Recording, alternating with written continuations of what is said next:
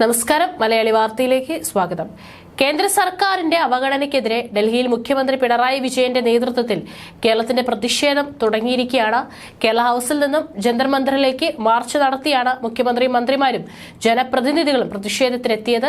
കേരളത്തിന്റെ രോഷമാണ് ഡൽഹിയിൽ ഉയരുക എന്ന് CPM പ്രസ്താവനയിൽ പറഞ്ഞു. മുഖ്യമന്ത്രി കൂടാതെ മന്ത്രിമാരും CPM കേന്ദ്ര നേതാക്കളുമൊക്കെ സമരവേദിയിൽ എത്തിയിട്ടുണ്ട്. CPM general secretary Sitaram Yechury, മുഖ്യമന്ത്രി അടക്കമുള്ളവർ വേദിയിൽ മുൻനിരയിലുണ്ട്.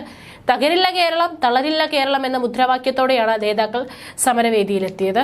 അതിനിടയിൽ മറ്റൊരു കാര്യം കൂടെ ശ്രദ്ധ നേടുകയാണ് ഇന്ന് സമരവേദിയിൽ നിന്ന്.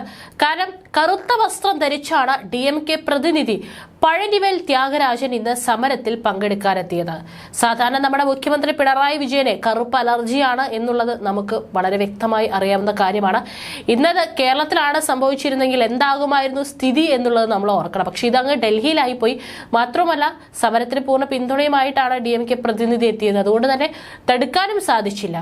ആം ആദ്മി നേതാക്കളും എത്തിയിട്ടുണ്ടെന്നാണ് വിവരം. ഇതിനിടയിൽ മുഖ്യമന്ത്രിയെ ലീഗ് നേതാവ് അബ്ദുൾ വഹാബ് കേരള ഹൌസിലെത്തി കണ്ടിരുന്നു.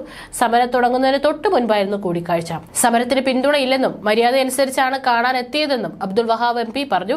KT ജലീലിനൊപ്പമാണ് അദ്ദേഹം എത്തിയത്. ജന്തർ മന്ദറിൽ പ്രത്യേകം തയ്യാറാക്കിയ വേദിയിൽ നടക്കുന്ന പ്രതിഷേധത്തിൽ മുഖ്യമന്ത്രി പിണറായി വിജയൻ, മന്ത്രിമാർ, MP മാർ, MLA മാർ എന്നിവർ പങ്കെടുക്കുന്നു. പ്രതിഷേധം ഉച്ചവരെ തുടരുമെന്നാണ് അറിയിച്ചിരുന്നത്. NDA ഇതര കക്ഷികളുടെ മുഖ്യമന്ത്രിമാരെയും ദേശീയ നേതാക്കളെയും സമരത്തിലേക്ക് ക്ഷണിച്ച് കത്ത് നൽകിയിട്ടുണ്ട്. ഡൽഹി മലയാളികളുടെ പ്രതിനിധികളും പങ്കെടുക്കും. സഹകരണ ഫെഡറലിസം സംരക്ഷിക്കാനുള്ള പോരാട്ടത്തിന്റെ ചരിത്രത്തിൽ തിളക്കമാർന്ന ഏടായി സമരം മാറുമെന്ന് CPM അവകാശപ്പെട്ടു. ഡൽഹി സമരത്തിന് ഐക്യദാർഢ്യം പ്രകടിപ്പിച്ച് വ്യാഴാഴ്ച LDF നേതൃത്വത്തിൽ കേരളത്തിലാകെ പ്രതിഷേധ റാലികളും ജനകീയ കൂട്ടായ്മകളും സംഘടിപ്പിക്കും.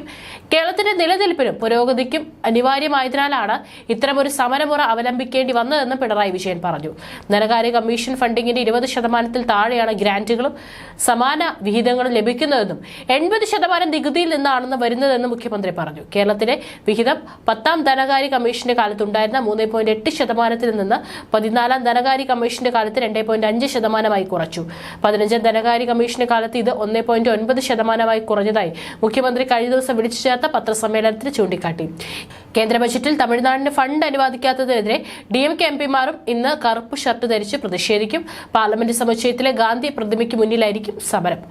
കൂടാതെ രാജ്യത്തിന്റെ ഫെഡറൽ സംവിധാനത്തെ സംരക്ഷിക്കാനുള്ള ചരിത്ര സമരമാണ് കേരളം ഡൽഹിയിൽ നടത്തുന്നതെന്ന് മുഖ്യമന്ത്രി പിണറായി വിജയനും അറിയിച്ചു.